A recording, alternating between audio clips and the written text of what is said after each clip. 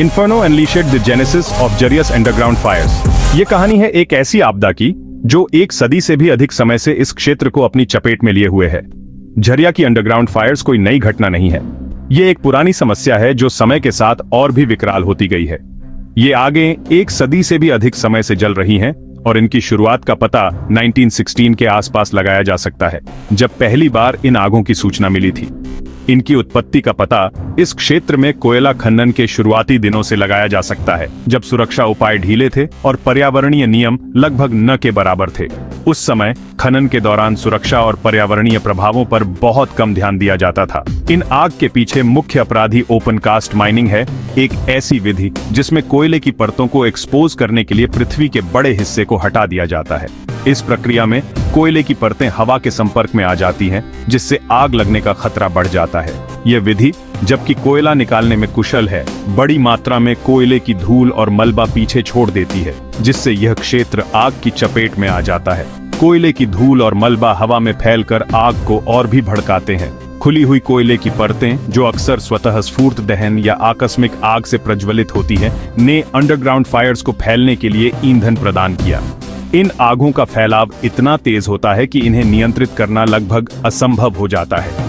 एक बार इग्नाइट हो जाने के बाद आग को झरझरा कोयले की परतों में ऑक्सीजन की रेडी आपूर्ति मिल गई और यह अंडरग्राउंड खानों के जालनुमा नेटवर्क के माध्यम से तेजी से फैल गई। यह आगें इतनी गहरी और व्यापक होती हैं कि इन्हें बुझाना एक बहुत बड़ी चुनौती बन जाता है।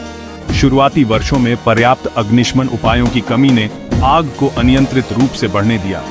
अंततः बड़े पैमाने पर इन्फर्नोस में बदल गया, जो सतह के नीचे लगातार जलते रहते हैं। इन आगों ने न केवल खनन क्षेत्र को प्रभावित किया, बल्कि आसपास के निवासियों के जीवन को भी खतरे में डाल दिया। प्रचुर मात्रा में कोयला भंडार से फ्यूल्ड आग दशकों से लगातार जल रही है, उन्हें बुझाने के प्रयासों को विफल कर रही है। कई बार प्रयास किए गए, लेकिन आग की तीव्रता और फैलाव के कारण ये प्रयास असफल रहे। समय के साथ आग ने झरिया के परिदृश्य को बदल दिया है, एक असली और भयानक वातावरण बना दिया है, जो सुलगते हुए फिशर्स, जहरीले धुएं और ढहती हुई जमीन से चिह्नित है। यह क्षेत्र अब एक खतरनाक और अस्थिर भूमि बन गया है, जहां हर कदम पर खतरा है। झरिया के नीचे की जमीन जलते हुए कोयले की परतों की एक ट्रेचरस भूल भुलैया है, जो इसे एक टिक टिक टाइम बम बनाती है, जो इस फायरी रसातल के किनारे रहने वाले हजारों लोगों के जीवन और आजीविका के लिए खतरा है। यहाँ के लोग हर दिन इस डर के साथ जीते हैं कि कब उनकी जमीन धंस जाएगी या जहरीला धुआं उनके जीवन को खतरे में डाल देगा।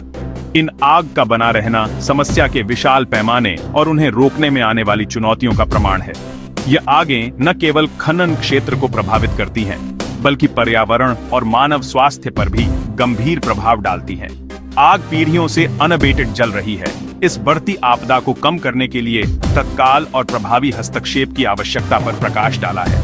यह समय की मांग है कि इन आगों को बुझाने के लिए नए और प्रभावी तरीकों का विकास किया जाए। झरिया पर्यावरणीय लापरवाही के स्थायी परिणामों और संसाधन निष्कर्षण और औद्योगिक विकास में सस्टेनेबल रीतियों की तत्काल आवश्यकता का स्टार्क स्मरण कराता है। यह एक चेतावनी है कि अगर हम अपने प्राकृतिक संसाधनों का सही तरीके से उपयोग नहीं करेंगे, तो इसके गंभीर परिणाम हो सकते हैं।